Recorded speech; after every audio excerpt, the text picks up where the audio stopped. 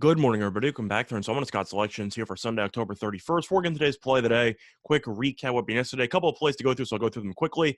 In college football, we had a pretty good Saturday. We went 2-1. We ended up losing with Florida Atlantic minus 10.5 at minus 114 on FanDuel.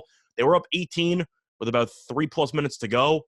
Only won by 3, so that's kind of a tough beat there. We had Boise State minus 2 at minus 112 on Bet Online. They came from behind and won by 9. And we had Temple team total under 20.5 at minus 120 on DraftKings, and they only scored 7 points. So 2-1 there. And then we had the play of the day yesterday in basketball with the Pacers team total under 108.5 at minus 105 on Fox Bet. And that was another easy winner in the NBA. Pacers only scored 94. Sweat-free, look for another winner here on Sunday. And for the play of the day, sticking with basketball, looking at a matchup between the Pistons and the Nets, taking place at around 7:30 p.m. Eastern Time. Play that is going to be on the Nets team total under 114.5 at minus 120 on BetMGM. Time recording of 9:58 a.m. Eastern Time. Couple reasons why I like the Nets under in the spot. First of all, the Nets have played 6 games this season, and they have scored less than 115 points in every game. And if you take the Philly game out of the equation, they have really struggled to even reach 110 points. Just going through their games so far this season, they scored the 114 against the 76ers. After that, 95, 104, 93, 105. So they're not even getting close to 110 in the majority of their games. And I do think this team total is a bit high as a result. But looking at some other factors, the Pistons have played 5 games this season, and they have allowed less than 111 points in 4 of those 5 games. So Detroit might be an awful basketball team.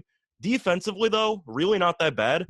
And I do think that this team is a little bit undervalued defensively as a result. Now, a couple reasons as to why Detroit is pretty good at limiting their opposition. Detroit ranks tied for 13th in defense efficiency, so it is a slightly above average unit, but it does rank 28th in pace.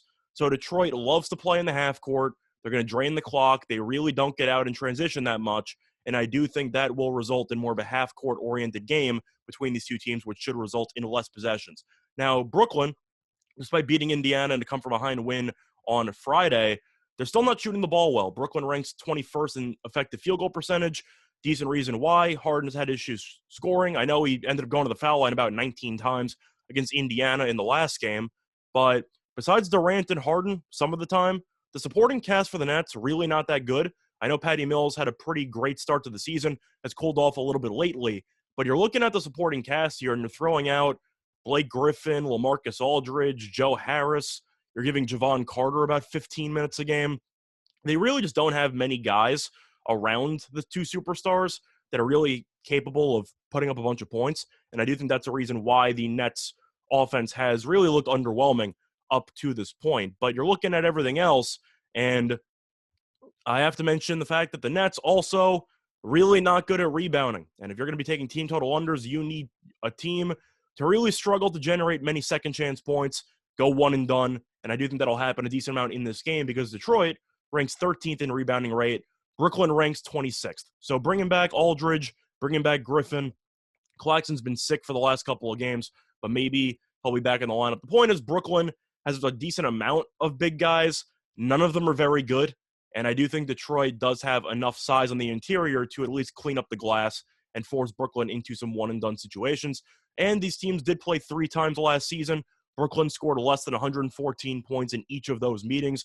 So Detroit has defended Brooklyn pretty well recently, and I do think that even though the Nets will probably win this game, I think it'll be close. I think it'll be ugly. I think the Nets will probably finish with around 108 points or so. But if you're going to give me a total of 114.5 for a team that is yet to go over this number during the season, I'll take the under until they go over, and I feel like that's going to be a decent amount of value available right now. So the play that once again here for Sunday, October 31st, is going to be on the Nets team total under 114.5 at minus 120 on BetMGM. Bye, everyone.